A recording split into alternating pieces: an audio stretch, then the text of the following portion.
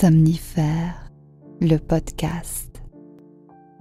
Bonsoir à toutes et à tous, nous sommes le mardi 7 juin et Somnifère vous raconte ce soir l'histoire de Jane, une Irlandaise abandonnée par sa famille et qui passe toutes ses jeunes années chez les bonnes sœurs. À l'adolescence, elle est envoyée par son couvent dans une famille à l'étranger pour y devenir servante. Or le destin a d'autres projets pour elle. C'est une jolie nouvelle de l'autrice Michèle Lenormand, issue du recueil Enthousiasme. Je vous souhaite une excellente nuit et maintenant place à notre séance de relaxation. La séance de relaxation.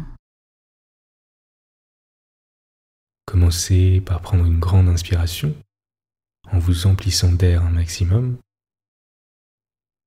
et en évacuant toutes les tensions de la journée à l'expire.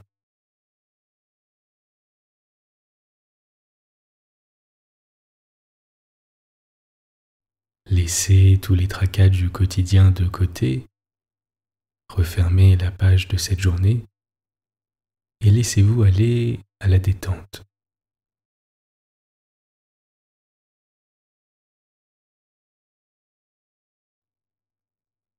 Avant de commencer, prenez quelques instants pour imaginer une pièce chaleureuse, confortable et où vous vous sentez en sécurité.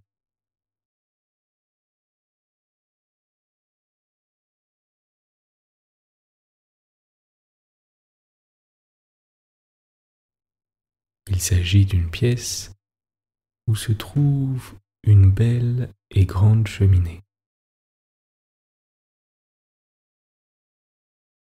Ce peut être un chalet isolé en pleine montagne, avec des murs en bois massif, ou une vieille bibliothèque remplie de vieux ouvrages,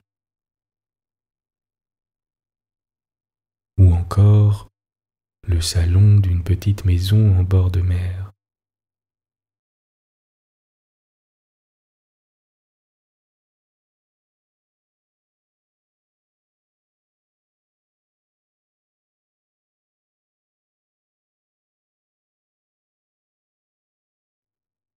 Et je vous propose à présent de vous installer auprès du feu.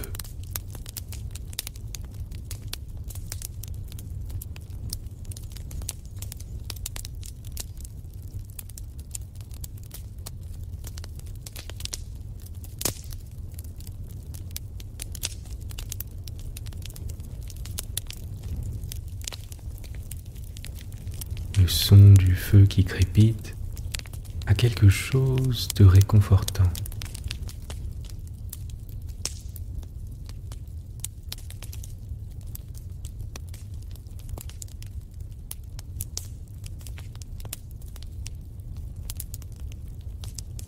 Vous observez les flammes qui dansent et ondulent avec élégance.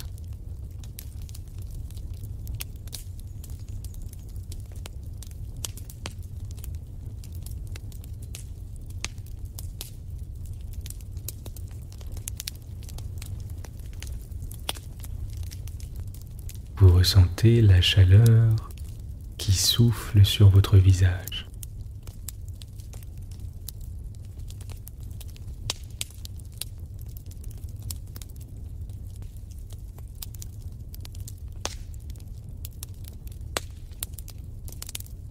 Appréciez l'odeur du bois fumé.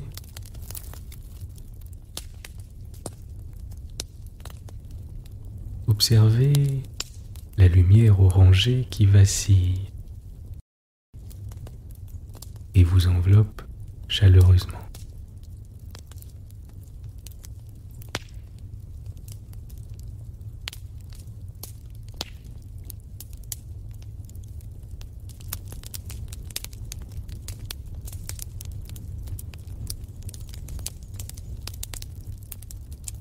Ressentez cette chaleur venir caresser et détendre vos pieds. Et monter doucement jusqu'à vos chevilles.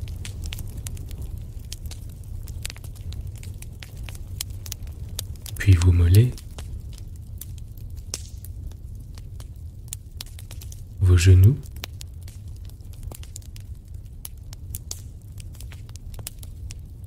vos cuisses,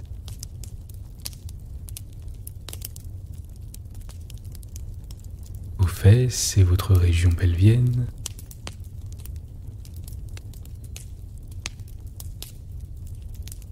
vos hanches, le bas de votre dos,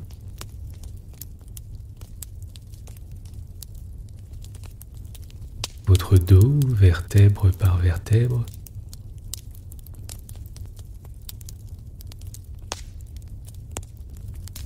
jusqu'à vos trapèzes,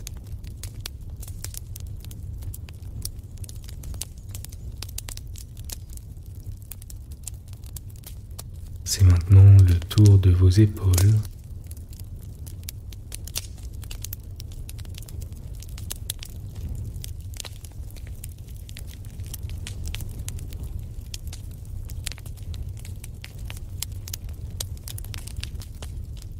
votre nuque et votre cou.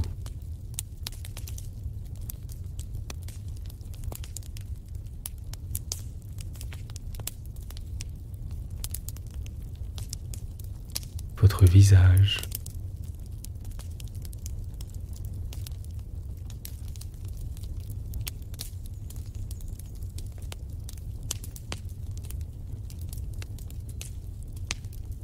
Votre cuir chevelu.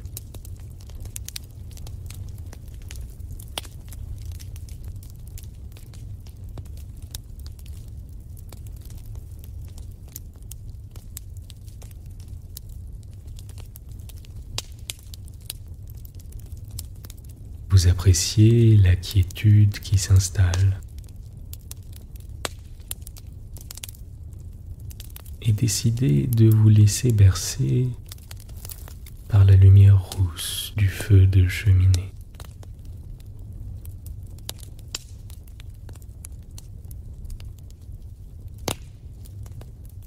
Vous écoutez le bois craquer.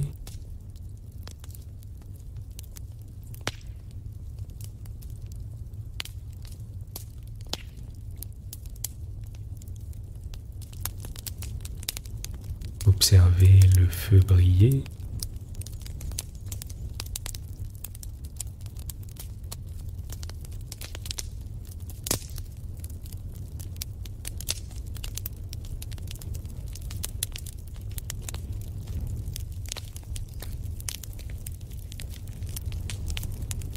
Et laissez-vous bercer par le doux ronronnement du feu qui crépite.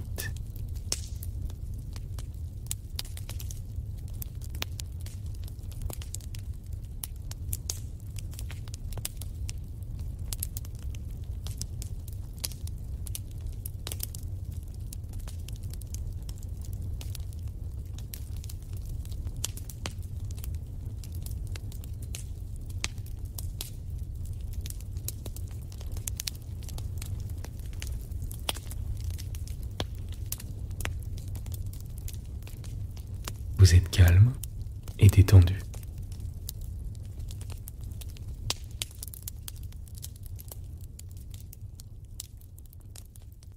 L'histoire du soir. Elle semblait sortir d'une boîte de surprise, et toute saisie, tout ébahie elle-même, que le couvercle se soit levé pour laisser passer sa petite tête ébouriffée. Elle n'était pas laide, mais elle avait toujours l'air de ne rien comprendre, et de fait, elle ne comprenait jamais du premier coup. Et souvent, elle ne comprenait pas non plus du deuxième. Il est vrai qu'il y avait contre elle la question de la langue, en plus de la lenteur de son esprit. Jane parlait surtout l'anglais. Elle était irlandaise, comme le révélait sa figure typique et chiffonnée. Son nez était retroussé à pleuvoir dedans. Sa bouche sinueuse, rose et bien découpée, restait malheureusement trop souvent baie. Elle avait des yeux bleus bien encadrés de cils noirs, longs et frisés, mais des yeux si étonnés qu'ils étaient parfois un peu fous. On aurait pu jurer qu'il n'avait rien vu, qu'il découvrait tout à l'instant et ne savait où se poser. Elle ne pouvait rien démêler, rien tirer au clair. En vérité, déjà cela se devine, Jane était un peu stupide. Une femme plus futée aurait pu s'enorgueillir de cette épaisse frange de cils, de sa ligne de tête délicate et fine, de ses cheveux châtains, mousseux et ondulés, et de sa taille assez gracieuse et assez ronde à la fois. Mais Jane était à 100 lieues de pareilles idées. Jane, d'ailleurs, n'avait pas du tout d'idées. Elle n'avait que du cœur. Dans certaines circonstances, cela suffisait. Pas toujours, hélas. Et bien souvent, c'était désastreux. Et son pauvre cœur devait alors traverser de pénibles bourrasques. Car Jane, petite cervelle d'oiseau, Jane était en service, et Jane aurait dû savoir quantité de choses que des années et des années de routine ne lui avaient pas encore apprises. Pourtant, de quelle patiente et douce leçon elle avait bénéficié. Sa maîtresse était compatissante, pitoyable, miséricordieuse. Elle expliqua inlassablement la manière d'exécuter des travaux que Jane ne réussit jamais convenablement. Jane promettait tous les jours de se souvenir de ce qu'elle oubliait invariablement 5 minutes plus tard, comme par exprès. Jane cassait de la vaisselle et elle lavait mal celle qu'elle ne cassait pas. Jane renversait du lait, de la soupe, Jane faisait brûler les pommes de terre. Jane, en somme, excellait à rebours dans toutes les tâches ménagères, barbouillant les planchers, soulevant la poussière au lieu de l'enlever, salissant le linge qu'elle devait blanchir, jaunissant celui qu'elle repassait. Rien n'était à son épreuve, mais on la gardait quand même dans la maison où elle était arrivée à 13 ans, les yeux tout mouillés comme un petit chat qu'on aurait sauvé de la noyade. Elle était venue au Canada avec un de ces groupes de petites filles abandonnées que les vieux pays envoyaient alors aux nôtres par centaines chaque année. Des religieuses recevaient les émigrantes et se chargeaient de leur trouver un gîte. Vous pouviez les retenir d'avance, paraît-il.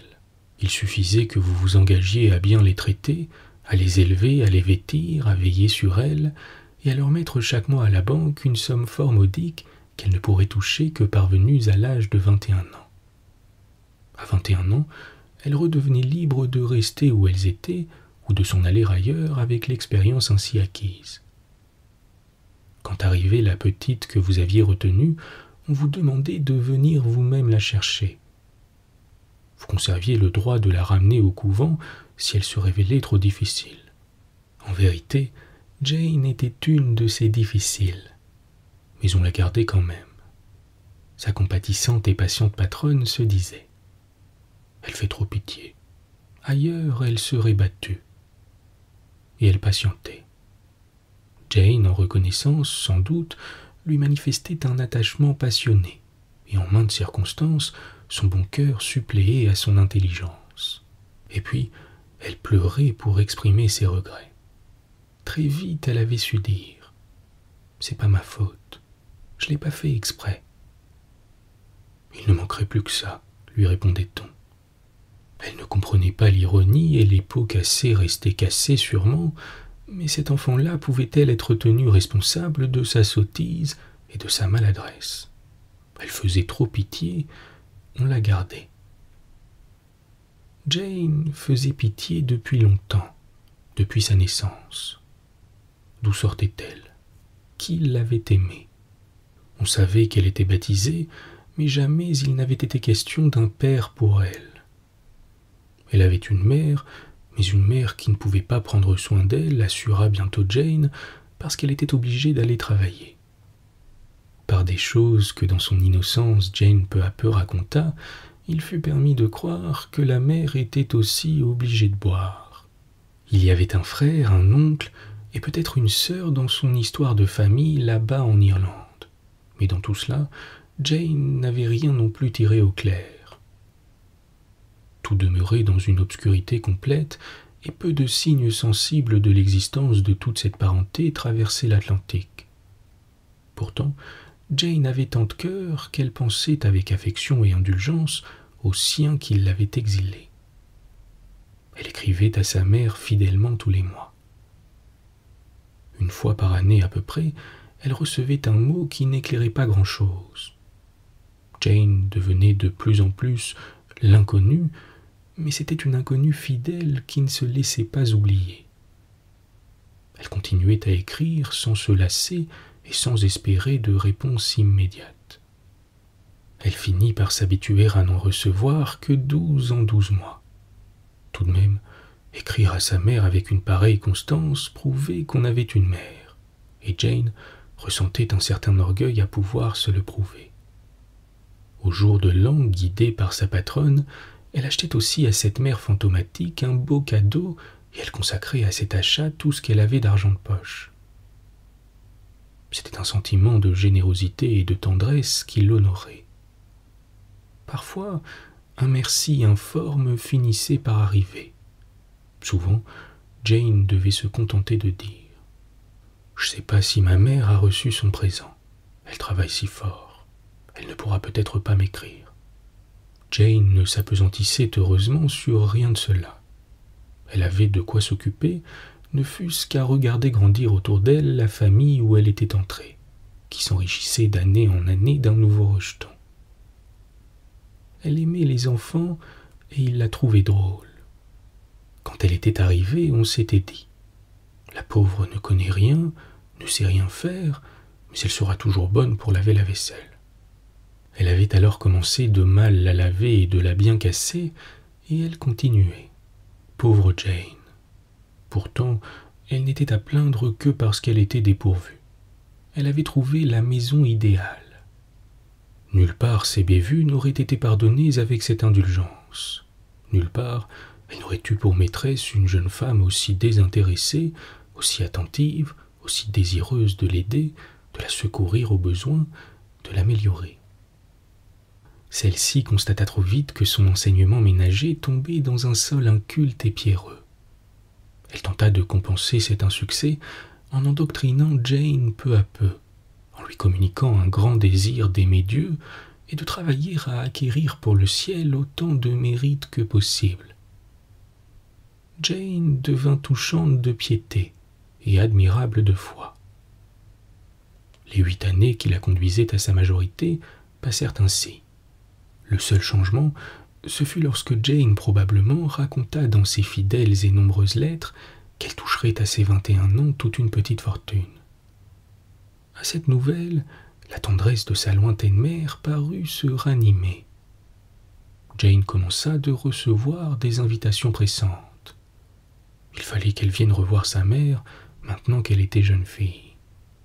Jane demandait si elle avait les moyens de revenir au pays. Elle pouvait sûrement. L'intérêt composé du salaire accumulé tant d'années faisait vraiment pour l'époque un petit capital. Cette idée fichée en tête, Jane ne pensa plus à autre chose. Inutile de dire que la vaisselle volait en éclats et que tout brûlait. Si bien que sa patronne, à qui ses propres enfants donnaient déjà assez de tintouin, ne se fit pas prier pour lui organiser son voyage. Tout s'arrangea pour que Jane fasse la traversée sans tracas et sans danger. Sa mère serait toquée pour la recevoir, car elle habitait Liverpool. Jane partait avec un billet aller-retour. Un beau soir d'été, on l'accompagna au bateau. Tout était propre et agréable dans la cabine, si bien que la patronne de Jane se dit « Elle est chanceuse de faire cette traversée que j'aimerais tant à faire moi-même. » Un vent d'enthousiasme, d'appel au départ pour des pays aussi colorés que lointains, courait dans les couloirs du grand paquebot. Elle enviait presque cette petite bonne qui pourtant, soudain affolée, se cramponna à elle en pleurant, ne voulant plus partir. « Allons, Jane, soyez raisonnable. Vous n'avez donc point hâte de revoir votre mère. » Elle voyagea sans encombre. Mais 3 semaines plus tard, un message arrivait annonçant pour le lendemain son retour à bord du même paquebot. Que s'était-il passé? Comme ce bateau faisait la traversée en 9 jours, elle n'avait dû rester que 48 heures en Irlande. On fit en l'attendant des conjectures. Jane était si sotte.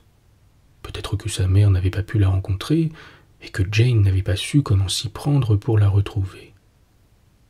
Quand elle surgit sur la passerelle, elle sortait plus que jamais d'une boîte de surprise, et dès qu'elle aperçut sa patronne, elle se précipita, épanouie, Heureuse, abasourdie, et sans attendre qu'on l'interrogeât, elle répéta sur tous les tons. « J'ai fait un si beau voyage, j'ai eu tant de plaisir à bord. » Tout ce qu'elle raconta portait en effet sur la bonté des gens envers elle, quand elle avait eu le mal de mer et quand elle avait eu si peur de la tempête. Pour les 48 heures passées au pays natal, impossible de savoir ce qu'elles avaient été. « As-tu rencontré ta mère » lui demanda-t-on. « Oui, mais il n'y avait pas de place pour moi où rester. Ma mère est bien pauvre, vous savez. » Et elle s'arrêta. Ce que l'on parvint à savoir de plus, c'est qu'elle avait donné tout son argent, $300, et qu'on l'avait ensuite reconduite pour prendre son bateau. Et elle conclut. « J'aime mieux ici. Liverpool, c'est une ville épouvantable, et il pleut toujours là-bas. » Elle se remit tout de suite à casser de la vaisselle, et elle paraissait si heureuse d'être au port qu'elle chantait et gazouillait toute la journée. Ce voyage l'avait appauvrie d'argent, mais apparemment bien guérie de l'amour de sa famille. Elle ne parlait plus de personne. Mais une semaine après son arrivée, Jane reçut une lettre. On la lui remit sans penser à s'étonner, parce qu'on avait autre chose en tête. Elle prit l'enveloppe, l'examina dans tous les sens avant de l'ouvrir, puis lorsqu'elle l'eut ouverte, elle devint rouge comme une pivoine, toute tremblante d'excitation, et ses yeux flambaient dans leur forêt de cils. Elle trépignait de joie en disant. C'était vrai ce qu'il disait. Il m'a écrit. Il a acheté sa ferme et il dit qu'on pourra se marier pour Noël. Cette fois, ce fut la patronne qui faillit casser le bol de crème qu'elle tenait. Jane, dans son patois embrouillé et souvent incompréhensible, avait bien raconté qu'en attendant le départ du paquebot à Liverpool, elle avait pleuré toute seule dans un coin à un bout du pont et qu'un jeune homme était arrivé et lui avait demandé ce qu'elle avait et l'avait consolée. Sans doute sous le coup de ses récentes émotions, avait-elle raconté là ce qu'elle taisait ici.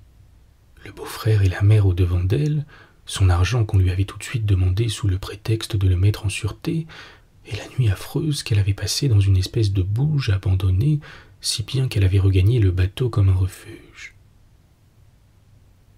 Et Dick l'avait prise en pitié. Il avait fini par lui faire comprendre ce qui était arrivé et qu'on l'avait invité que pour avoir son argent.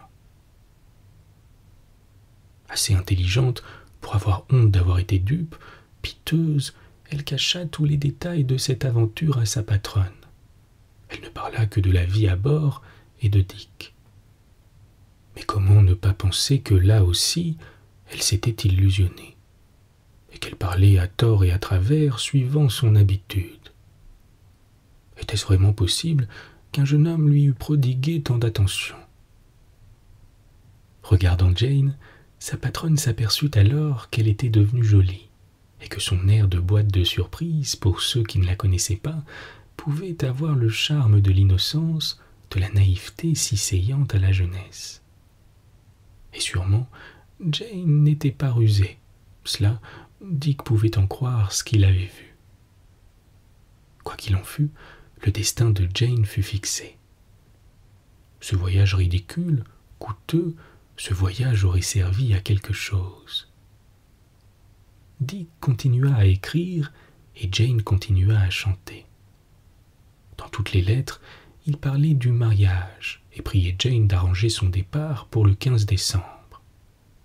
Comme sa patronne hésitait à la laisser repartir pour une seconde aventure qui pourrait bien ressembler à la première et avoir des conséquences plus désastreuses, elle reçut elle-même une lettre. C'était un curé qui lui écrivait. Il lui donnait les références les meilleures sur son jeune paroissien, lui disait que tout était arrangé et que des religieuses recevraient la jeune fille en attendant le mariage. Elle trouverait l'argent du voyage que le jeune homme envoyait. Tous les dires de Jane étaient confirmés. Une fois de plus, elle accompagna Jane pour ce nouveau voyage. Cette fois-là, c'était à la gare de Windsor, un soir d'hiver déjà bien froid. Jane eut encore une crise de peur et de recul au dernier moment, et elle ne voulait plus ni s'en aller, ni se marier.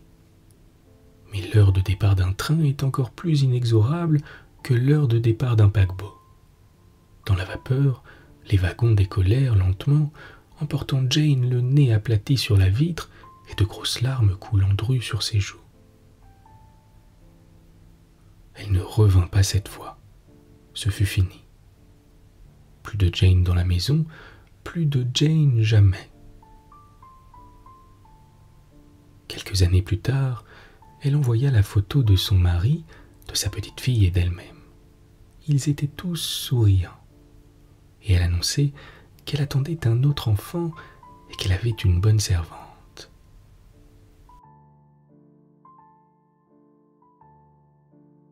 Bonne nuit. Bonne nuit.